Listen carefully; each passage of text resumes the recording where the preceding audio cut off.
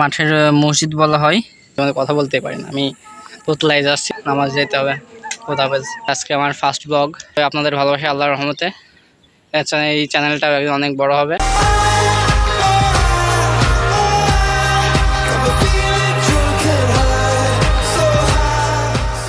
পানি না, আসলে এটা হচ্ছে বিআরবি কেবলসের যাবতীয় কেমিক্যালস, বর্জ্য পদার্থ।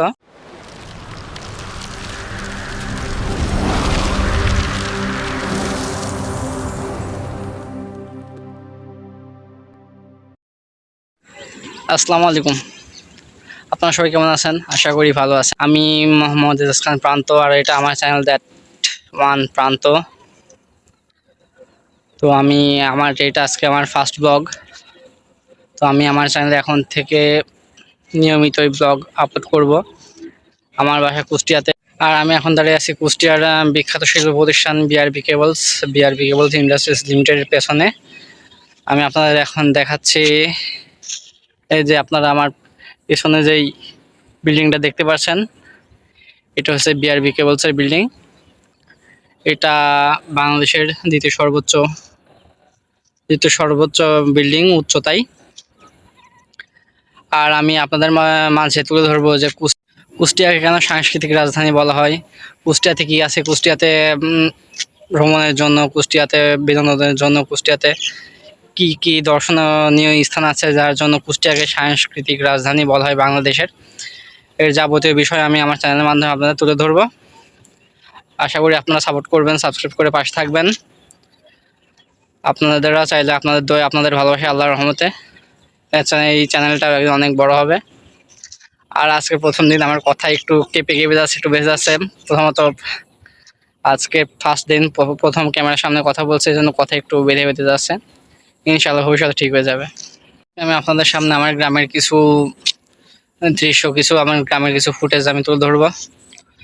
চলুন সেগুলো দেখে আসি।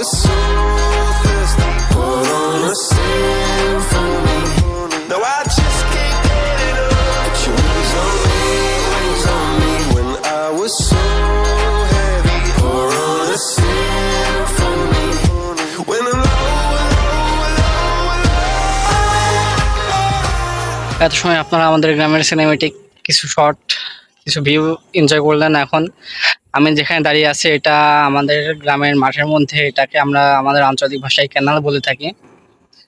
তো আপনাদের ভাষায় আপনারা কি বলেন সেটা জানাবেন। এখানে আপনার জিকের যে পানি প্রকল্প, এখানে যে মাঠে পানি আসে, এই পানির মাধ্যমেই মাঠে চাষাবাদ হয়। তবে এখন যে পানি দেখতে পাচ্ছেন, এটা পানি না, আসলে এটা হচ্ছে বিআরবি কেবলসের যাবতীয় কেমিক্যালস, বর্জ্য পদার্থ। এর পাশে একটু দূরে আরেকটা ক্যানাল আছে, ওটা দেখলে বুঝতে পারবেন যে আসলে পানি বলতে কিছুই নেই, একদম শুকনো। আর এখানে যা আছে সব বিআরবির বর্জ্য পদার্থ। এখন আমি আপাতত মাঠের মধ্যে ক্যানালের পাশে হাঁটছি। আর ভাই, এখানে যে পানির কি পরিমাণ দুর্গন্ধ, এখানে টিকা দুষ্কর। আমি ক্যানালের ওই পাশে ছিলাম, আমি এখন ক্যানালের এই পাশে চলে আসছে, কারণ বাতাস যেটুকুই হচ্ছে এই সাইড থেকে আসছে বলে গন্ধ এই সাইডে লাগছে না। তবে ভাই গরম, এইটুকু বাতাস হচ্ছে, প্রচুর গরম। আমার চুল অটোমেটিক ঘামে ভিজে গেছে।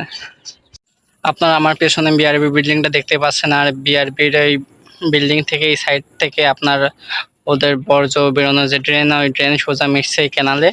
আর যাবতীয় ওই যেই পানি, যে কালো কাদা কাদা দেখছেন, এগুলো সবই বিআরবির বর্জ্য। আজকে সিরিয়াসলি আমার কথা এমনভাবে বাজছে, মনে হচ্ছে আমি জীবনে কথা বলতে পারি না, আমি তোতলাই যাচ্ছি। আসলে আমার কথার ভয়েস বা আমার কথার টোন এমন না। আজকে ফার্স্ট টাইম ক্যামেরার সামনে ব্লগ করতে আসছে, এই জন্যই এই অবস্থা। আস্তে আস্তে ইনশাল্লাহ ঠিক হয়ে যাবে।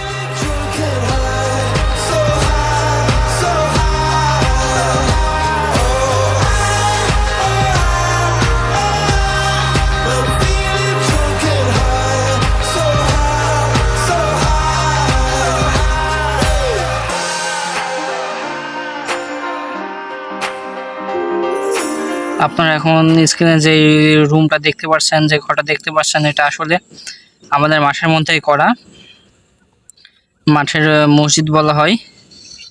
এখানে আসলে কোনো নিয়ম থাকে না, তবে যারা মাঠে কাজ করে, মাঠে কাজ করার সময় যখন আজান পড়ে, তখন এই আজানের সময় নামাজ আদায়ের জন্য মেন মসজিদে যাওয়া অনেক দূর হয়ে যায়। এই জন্য পাশে এখানে টিউবওয়েল আছে, টিউবওয়েল থেকেই তারা উযু সম্পন্ন করে এখানে নামাজ আদায় করে নেয়। আপনাদের যে মসজিদ দেখানো হলো, এটা সেই মসজিদের জানালার গ্লাস। আমি সেই মসজিদের জানালার গ্লাস থেকে এখন ভিডিও ধারণ করছি। আর এই মসজিদের রেস্ট করার জন্য, মসজিদের নামাজ শেষে রেস্ট করার জন্য বা এমনিতে বিকেলে অবসর সময় কাটানোর জন্য এই গাছের নিচে বসার কিছু জায়গা করা আছে। আর এই মসজিদের এখানে এখানে আপনার বসার জন্য জায়গা করা আছে। বিকেলে অবসর টাইমে সবাই এখানে বসে। আজকে প্রায় সন্ধ্যা হয়ে গেছে, এই জন্য অনেকেই নেই, চলে গেছে। আবার কিছু কিছু আছে, মানুষ আছে অন্য সাইডে, বিপরীত সাইডে। আপনাদের এখন দেখাবো, এদিকে অনেক জায়গা আছে। এখন সবাই ভুট্টার কাজ চলছে। ভুট্টা জমি থেকে ভুট্টা তুলে এখানেই মাড়াই করে এখান থেকে শুকানো হচ্ছে। আপনারা এখন শুনতে পাচ্ছেন যে মসজিদের আজান পড়ছে, এটা মাগরিবের আজান। তো আজকের মতো ব্লগ এখানে শেষ করছি, নামাজ যেতে হবে। খোদা হাফেজ।